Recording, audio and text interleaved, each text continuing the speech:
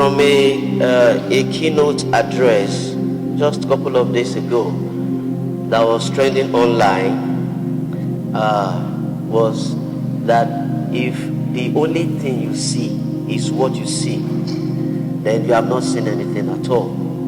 That is to say, there is more to seeing, and we only see the physical oftentimes. We are not God, and so the inner part of the spiritual might just be invisible to us, except we are of spirit. But then come to think of it, if you want to have a surgery, would you allow an impartially blind doctor to do that surgery for you?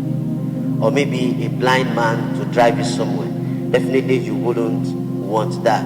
So I'm just situating that, looking at what Jesus Christ said today about speck in other people's eyes and log in our own eyes. You see, it is very difficult for us to see so many things that we can construct, so many things that we can correct, because we judge ourselves among ourselves. But then we have that limitation because we don't see everything. And so if you are not very careful, most times when we are trying to construct other people, we destroy them, and then things become more worse and more difficult.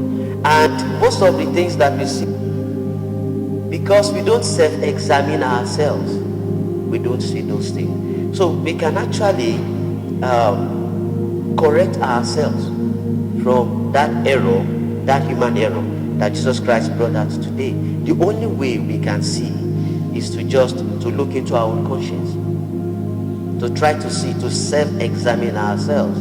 They said an unexamined life is not worth living. And so when we have looked deep into ourselves, we may be able to understand some other things that probably we can't see physically.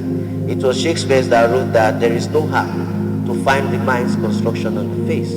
So all those limitations, they are just here and there. And so above all, to look deeper into this is just to be of God, to be of Christ, to look lovingly at situations, to correct them with love, so that we too we can find those things on our Christian journey.